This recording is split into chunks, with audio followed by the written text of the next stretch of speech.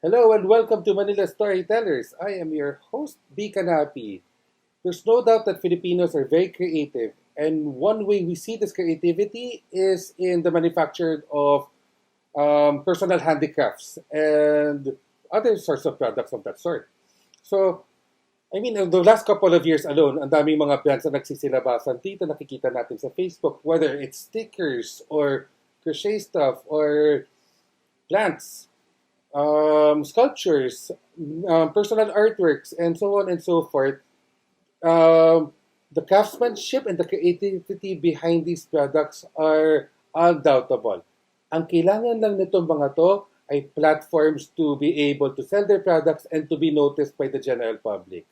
There's something to be said about organizations and groups that create platforms to help these personal manufacturers and these arts and crafts people to be able to sell their products in the best way possible. Now, one of those brands is Gawang Kamay that they just started in 2016 and they've created a name for themselves, creating opportunities for these small handicrafters to be able to sell their products in malls and events.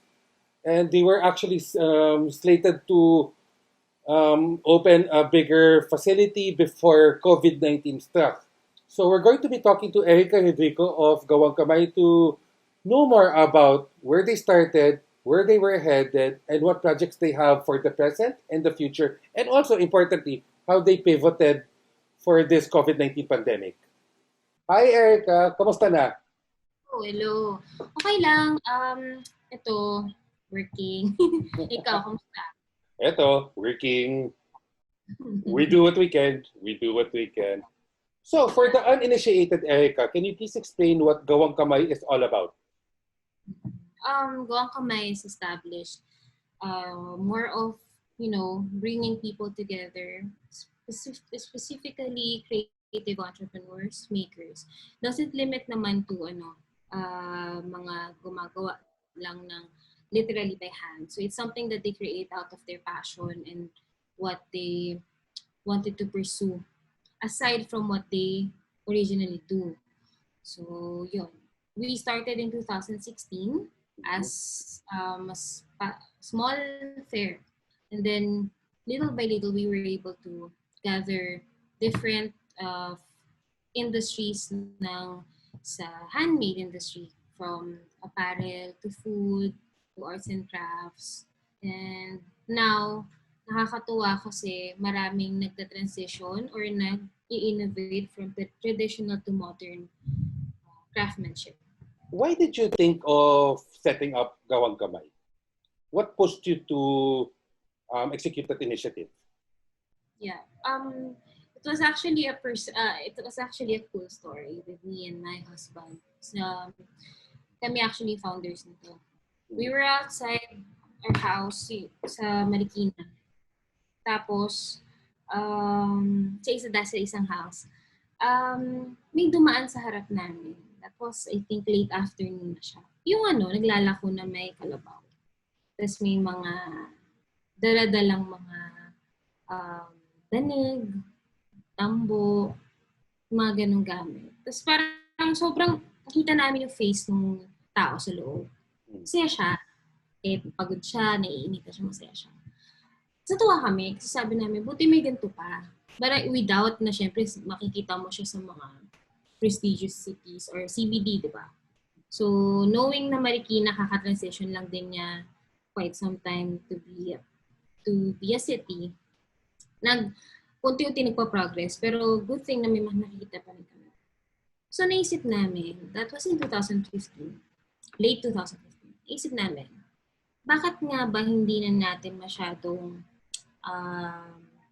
tinatangkilik yung handmade industry? Parang nakakalimutan na siya. I think it's because of, technology. Siyempre, doon tayo sa advancement, diba? So parang we cling into something na mura and mass-produced. So yung mga naiwan sa industry na ganito, yung talagang, kunwari, paghahabi, diba? Naiwan sila doon sa paggawa ng wala na silang chance, na mapakita yung skill nila tsaka yung art nila in that form. So, yun yung naging parang light bulb moment namin when we saw that. Sabi na, what if we bring something like that, but into different kind of gathering, which is, online events, promotion in sa social media. So, doon siya nag-start. And because of that, natuwa kami kasi nung time na yun, maraming nagkaroon ng interest into doing that as well by promoting the local scene. And yun talaga yung pinakaugat nung kung bakit siya na-start.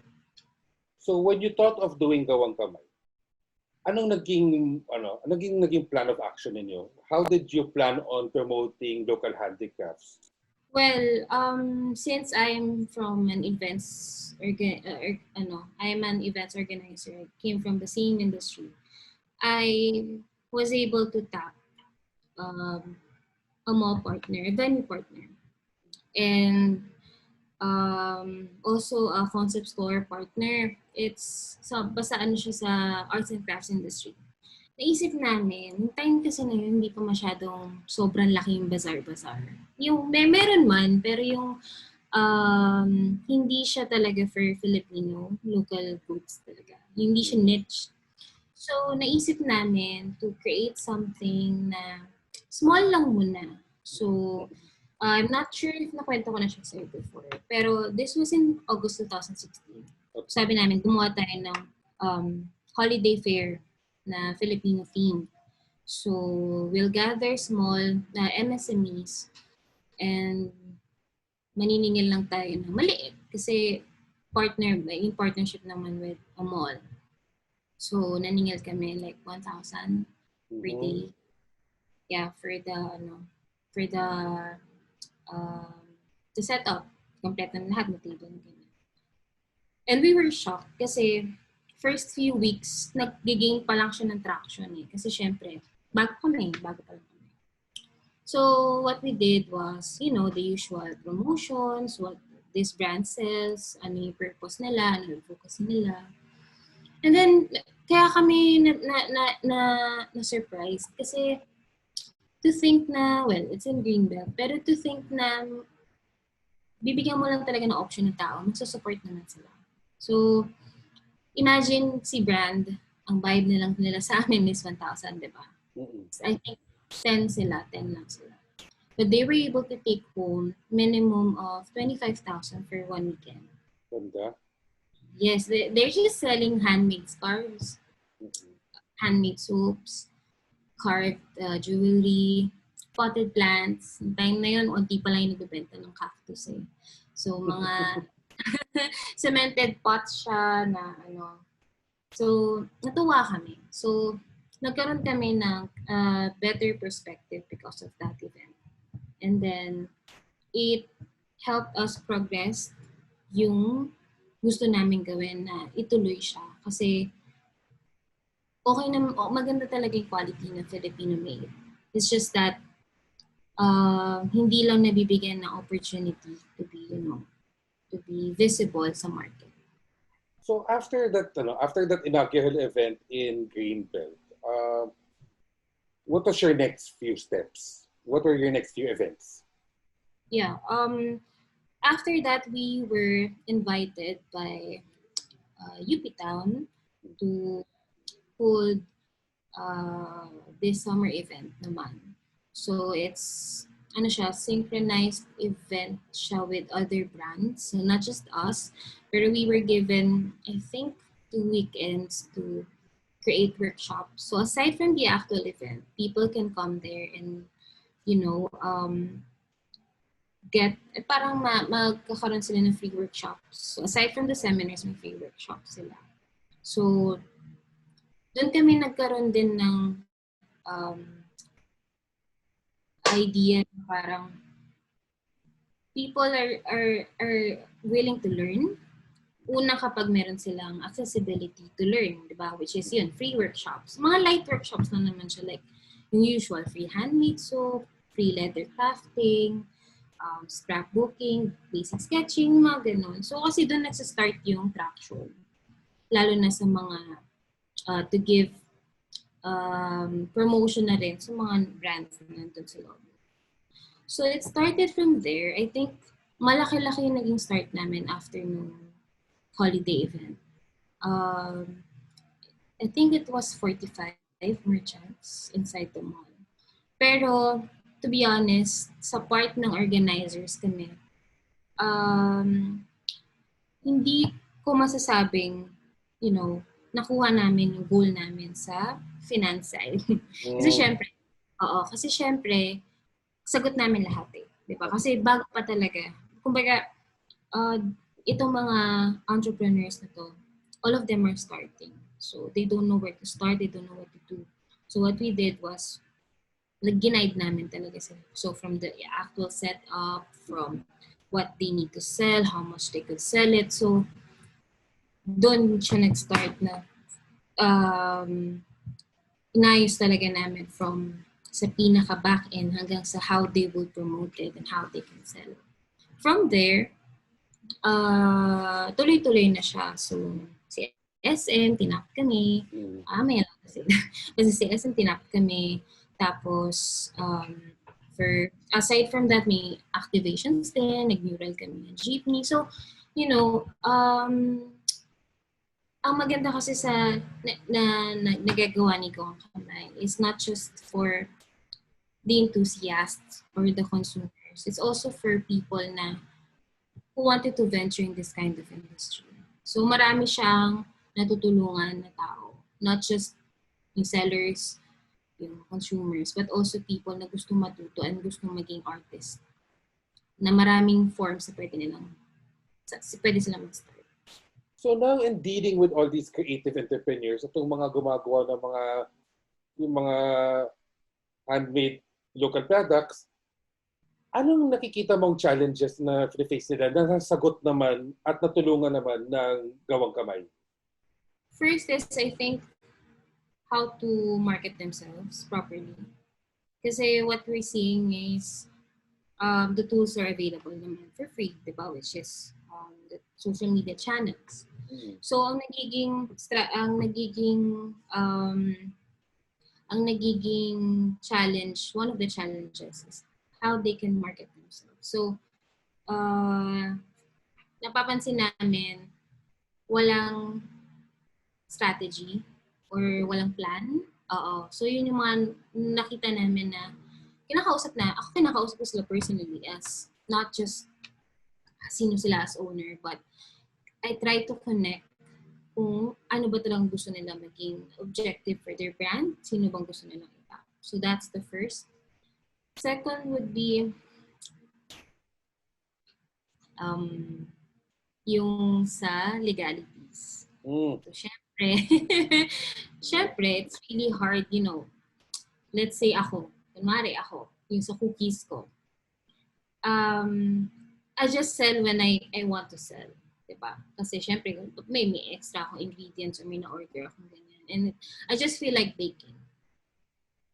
Nagkataon na ito, in-impose yung tax. Diba? So, I've heard a lot of stories from creative entrepreneurs na they're doing this on the side kasi, they want to earn extra by doing what they love.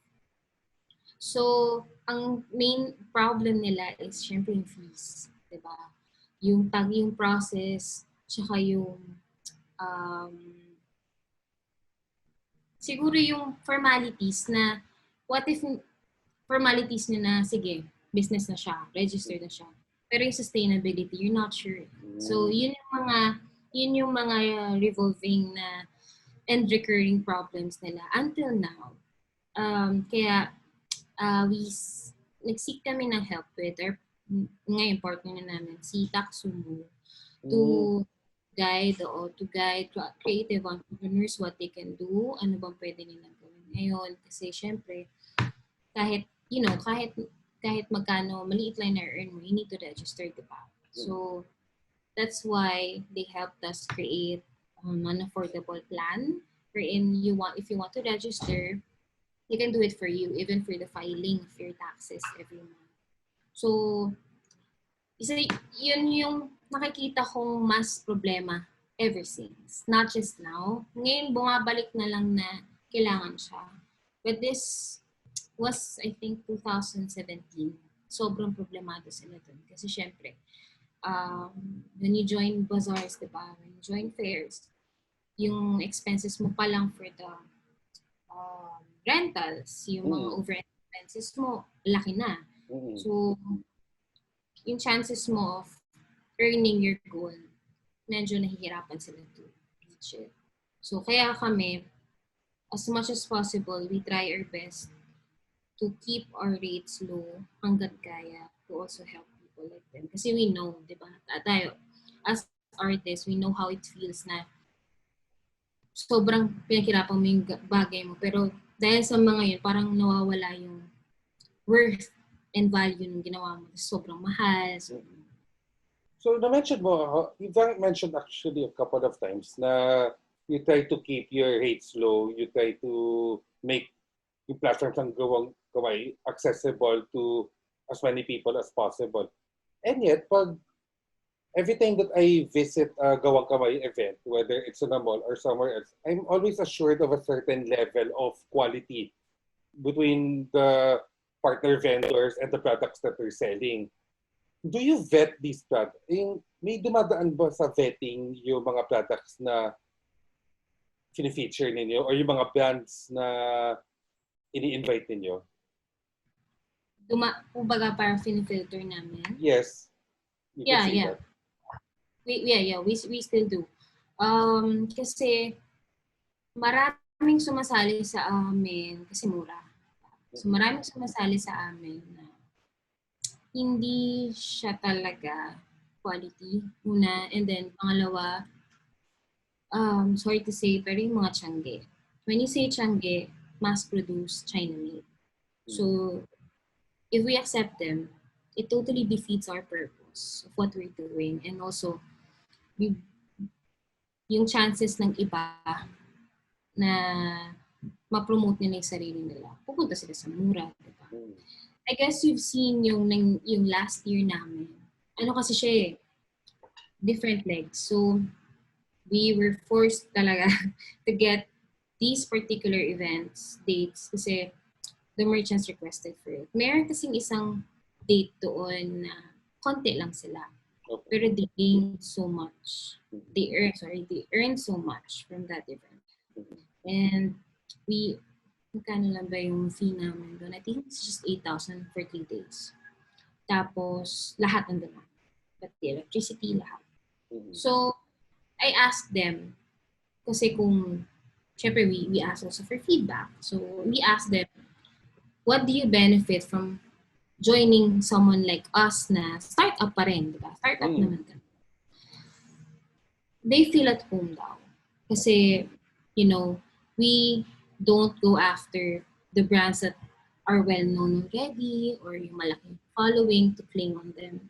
But nakikita nila yung effort din namin na to really showcase them na makita na kami, may brand na ganito, baka gusto mo tahan, may ganun kasing ginagawa namin.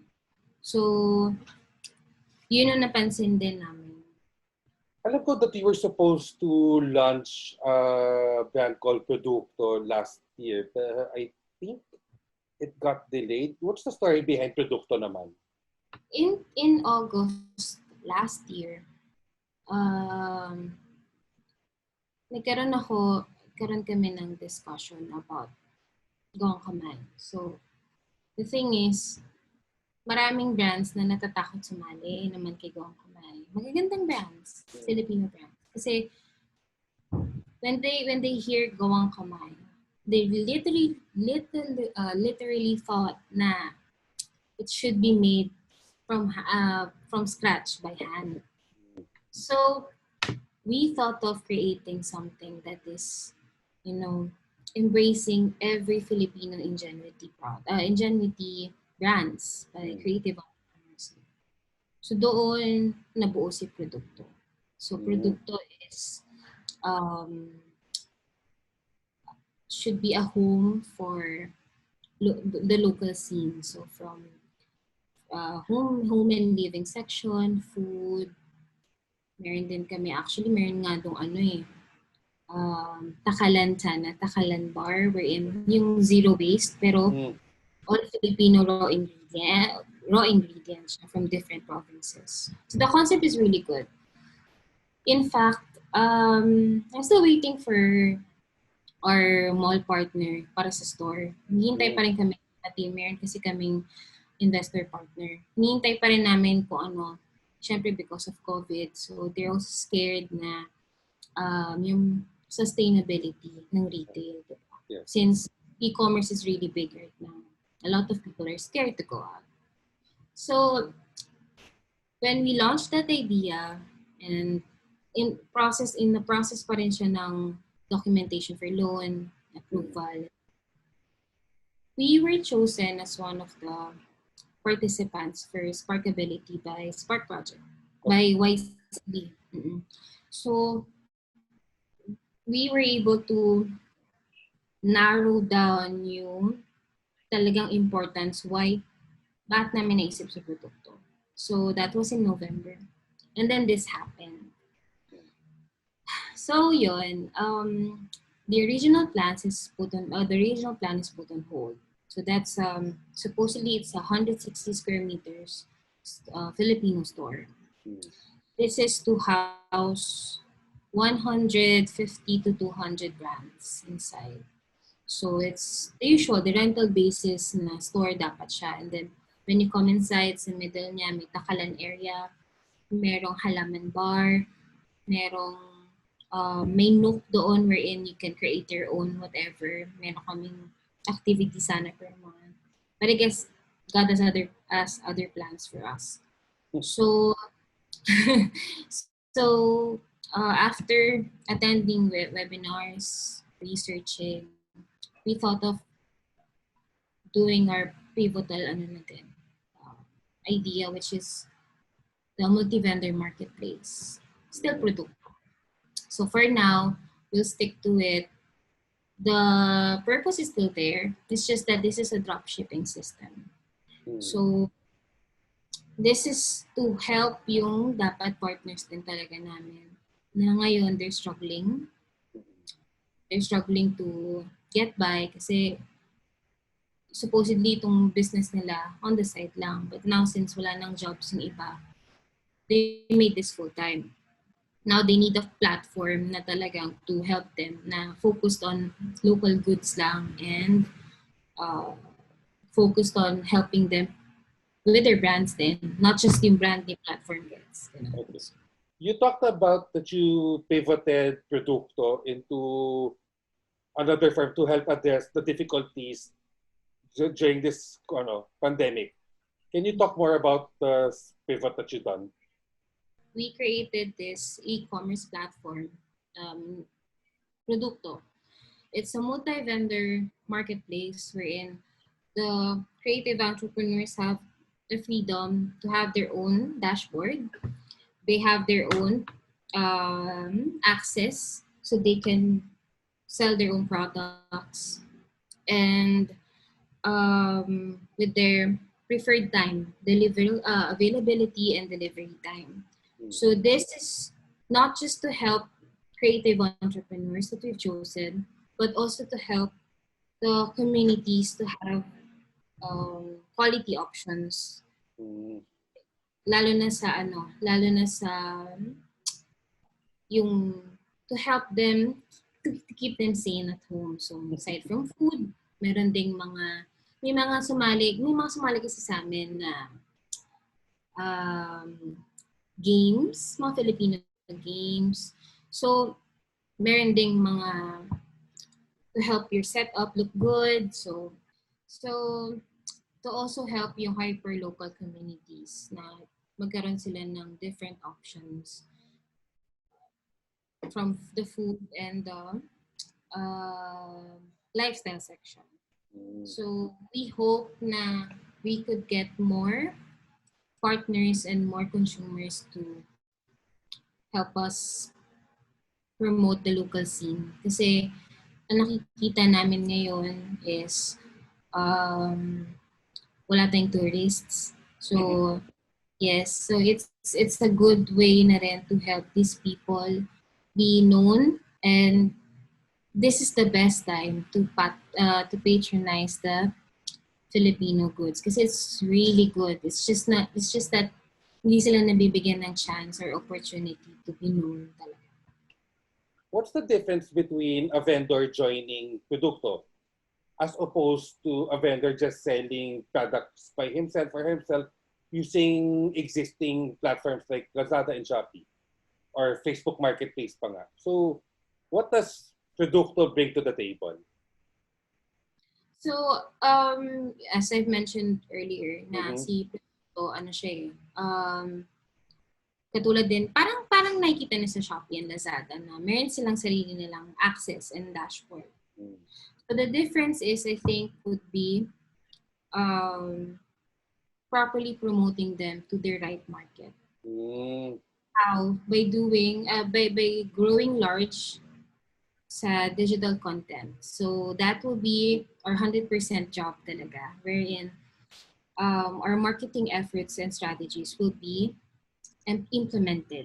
So aside from doing the usual na social media campaigns, we will constantly do videos, how-tos, instructional videos or reviews using their products, wherein magkakaroon ng we want na magkaroon ng personal connection at makahanap sila ng right market nila using our platform.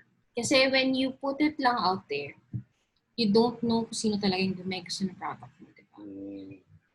So, yun, aside from that, meron din kaming mga seminars and workshops. So, it will be led by them.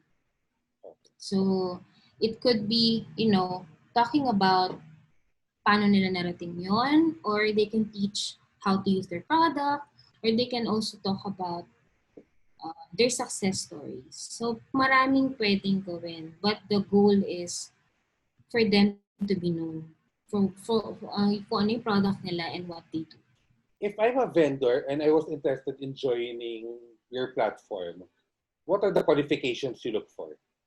Well, to start, syempre, ano siya, Filipino, ano talaga siya, ingenuity. So, hindi rin pwede yung resell, di ba? Kasi, so, kailangan titingnan din namin yung quality. Pero, so far naman yung mga sumali sa amin, lahat naman okay naman sila. Then,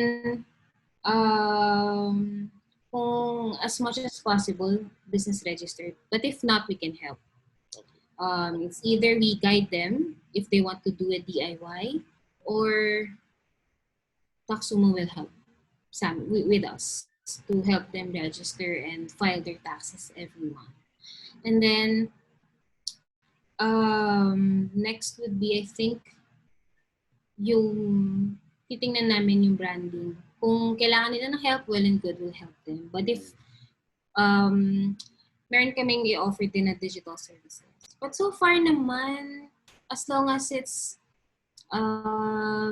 made by them, wala naman kaming restrictions kung kailan nag-start, bago lang ba siya, that's fine. We just want to prioritize yung sila talaga gumawa ng product nila and ng business.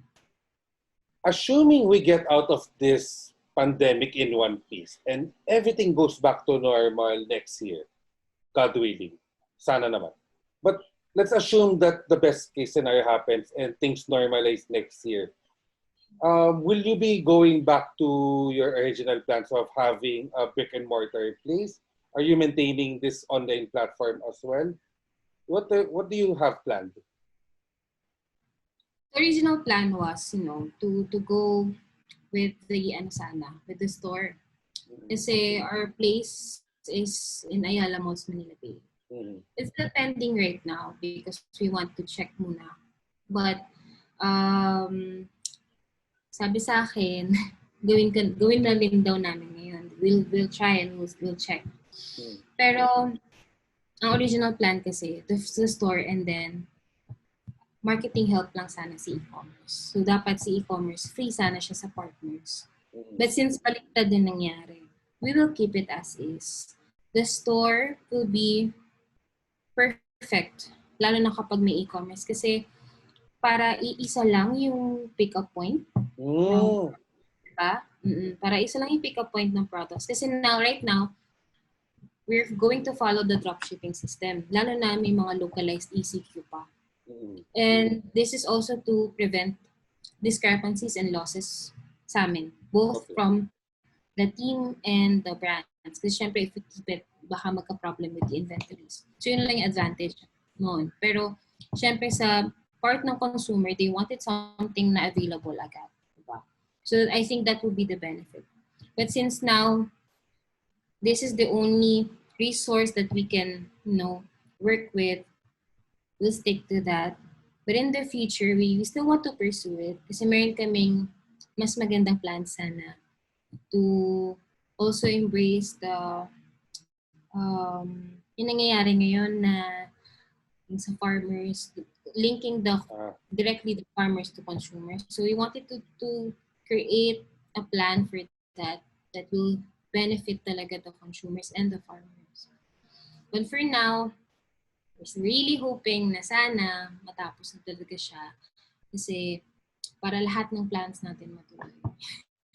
Okay. I'm glad you mentioned that bit about the farmers. Because if there's one thing that this whole pandemic slash ECQ slash social distancing has kind of forced us, it was forced us to look at where we get our vegetables or where we get our other products.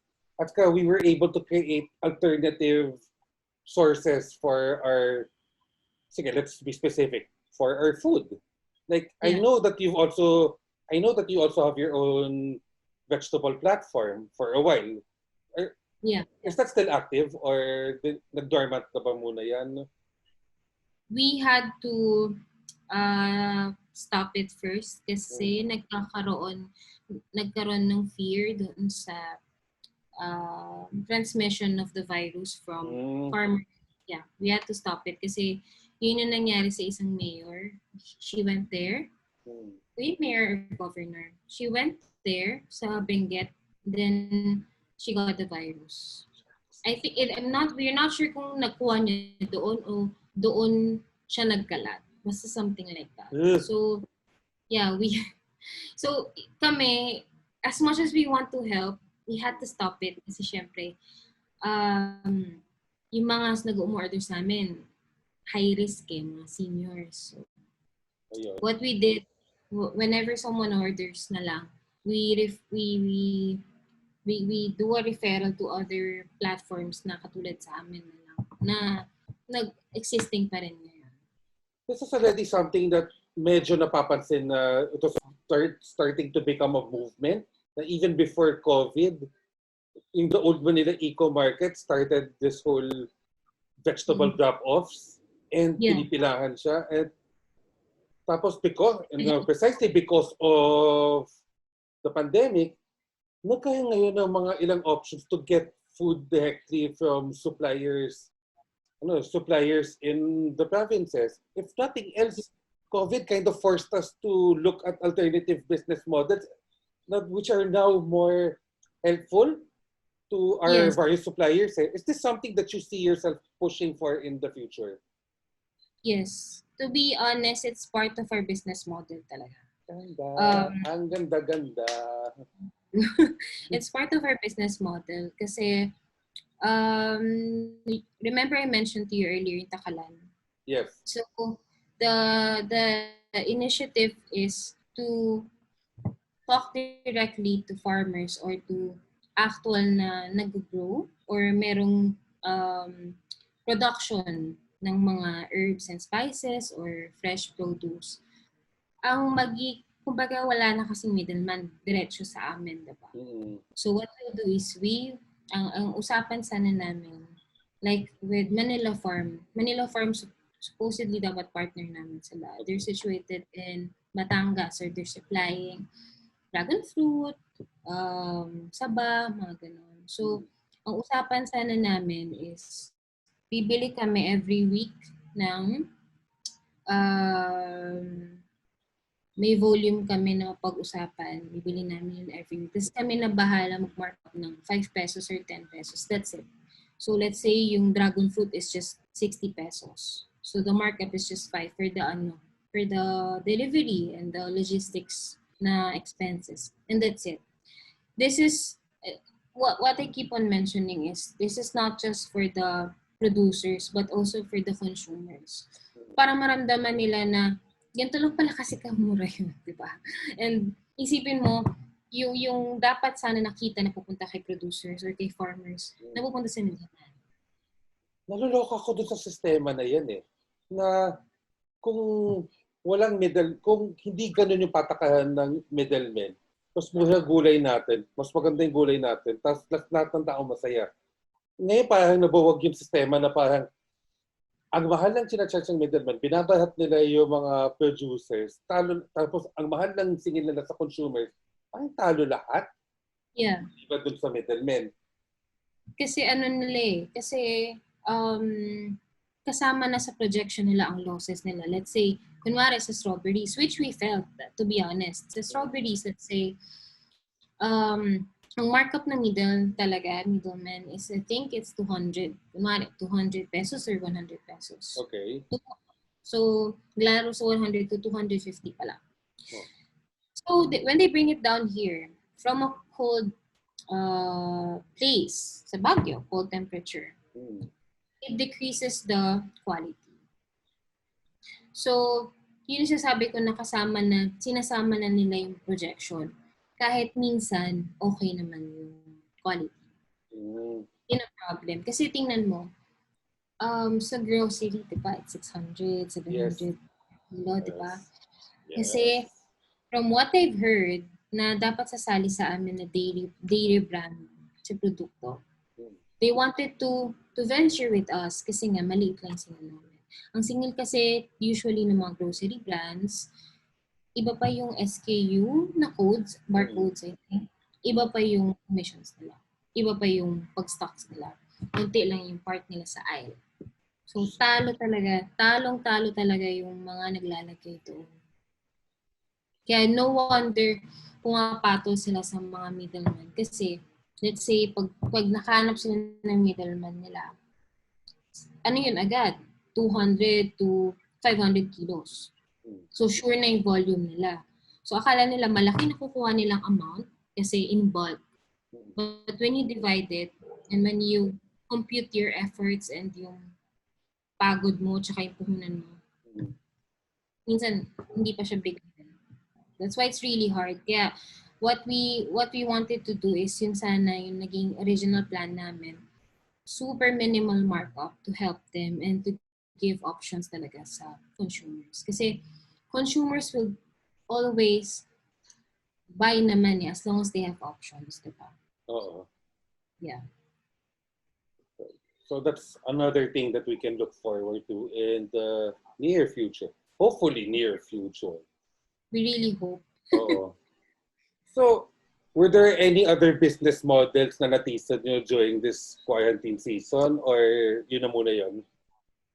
For now, yeah, I guess we'll focus on that. Siguro yung medyo paglalaruan namin ng konting and pag-aaralan namin sa digital content talaga to boost not just our brand but also yung mga partners. Kasi most of them are new talaga eh. Bago lang sila. And parang they're forced to create a business with their within their reach na resource kasi they don't have jobs. So they have to think of another way to earn. And luckily, they're using their own talents and skills, which is good. Yeah, it's still giving them hope na, I can still earn and provide for my family. It's more of that ganun na yung mentality. And I think it's okay. Okay. Well, I'm more than happy with what I've heard ngayon. Is there anything that you want to promote at this point? Anything, websites, social media accounts? Go for it. Yeah, thank you. please follow Gawang Kamay on Facebook and Instagram. It's Gawang Kamay PH. Ang Gawang Kamay on Facebook. And Produkto, which is newly launched. Our site is produktoph.com, wherein you can see a lot of partners there who constantly updates their products and inventories. We also have ongoing promo of when you order 2,000, free shipping na siya, over 2,000. Please follow our Instagram and Facebook, Produkto.ph. Maraming salamat, Erica. Thank you so much. More power to you and all your initiatives. Thank you. Thank you. Thank you very much for taking time to talk to us, Erica. As always, it's a pleasure talking to you. And thank you for watching this show. As always, palagi namin ipipitch to, please follow and like WanderManila social media pages in Facebook and Instagram. And you're going to see it right now. There you go. Also, Blender Media is our technical partner for Manila Storytellers. So please follow their Facebook page right now. Ayun na tayo. And if you know of a storyteller in your community or in your set of friends, somebody doing something, making something, or just being a difference maker in Metro Manila, we would love to talk to him, her, or kung ano man pronoun ang gusto nilang gamitin. Just message us, hook us up, and let's have a conversation. We'll take it from there. You can mail us here. And with that, I'm B. Canapi, and this has been Manila Storytellers. Good night.